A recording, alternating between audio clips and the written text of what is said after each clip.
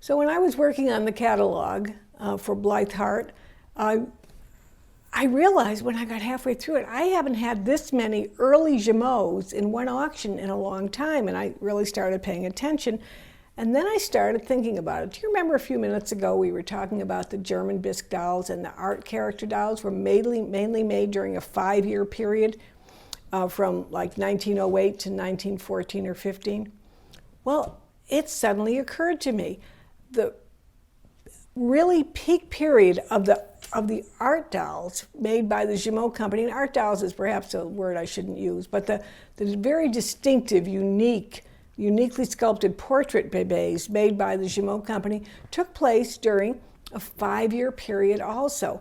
What an extraordinary output of dolls that took place from 1877 to about 1884. In that short period of time, there were the early portrait Jumeaus, first introduced at the 1878 Paris Exposition. There was the EJ, there was the Triste.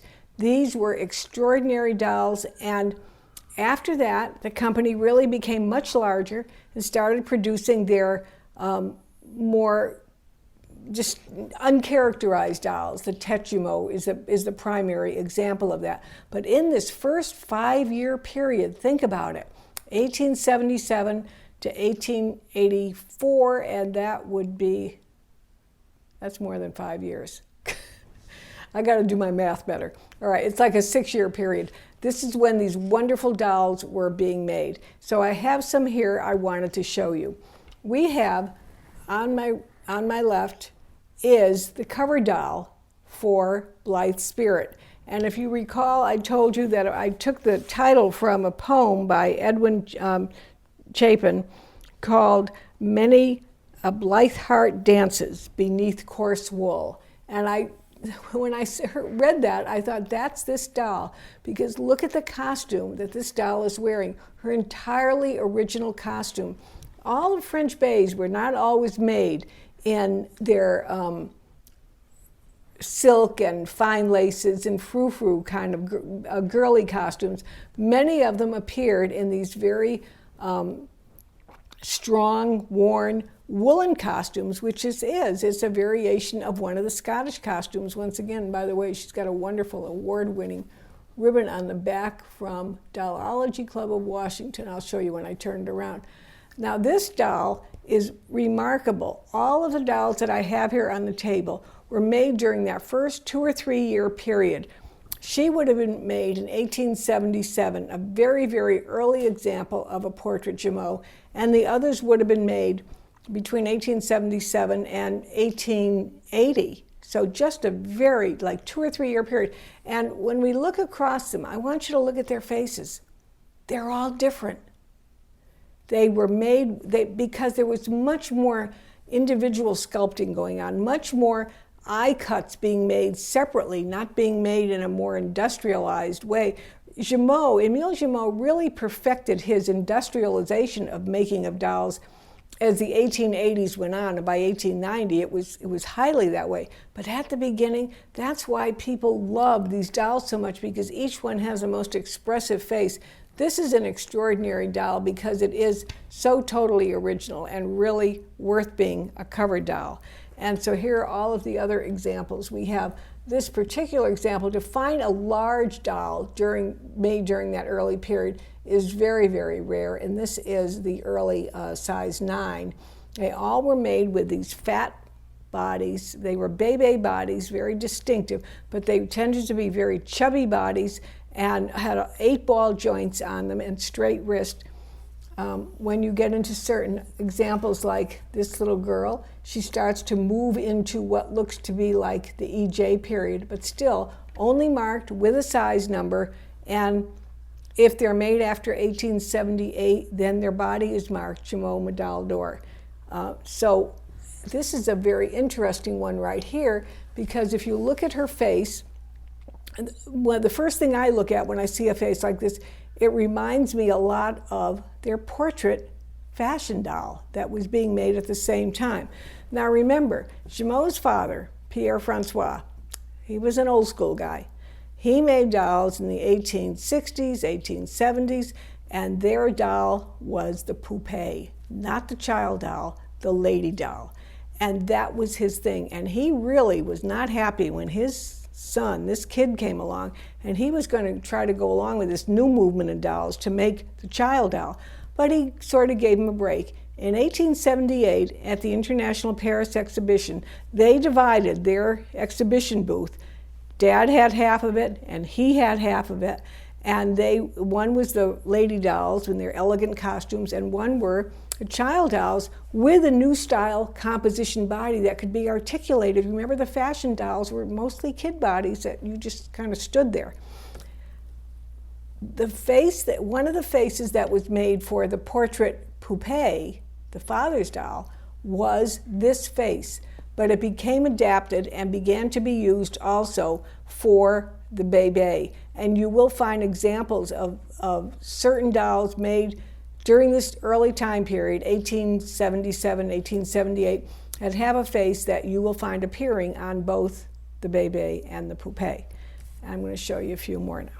So more dolls from this 5 or 6 year time span in French doll history from the Jumeau company, and how different patterns would slowly evolve. The first I showed you, only dolls that are marked with a size number and their body sometimes marked.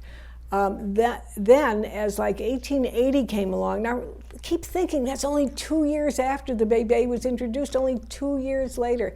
This is remarkable, a 5 year time span that we can pinpoint these dolls being made.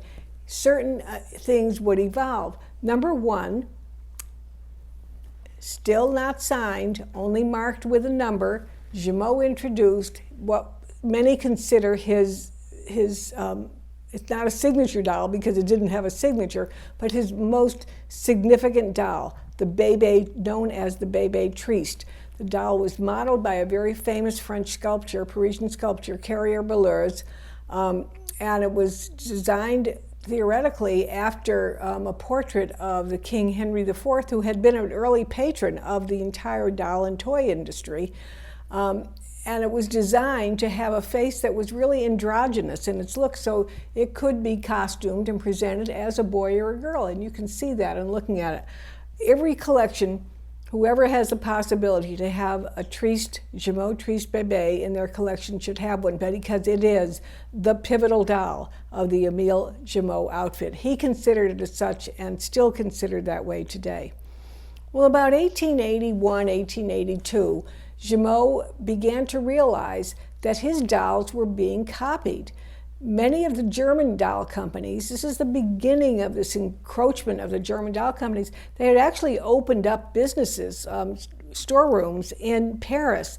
And every time a new doll would come in the market, a French doll would be presented that year, they would immediately buy it and they would send it back to Germany to make their version of it, which created the whole series of dolls that are known today as just simply the Sonnenberg bébés, because very often those dolls weren't marked and they were designed to look like the French bébés, but at a cheaper price.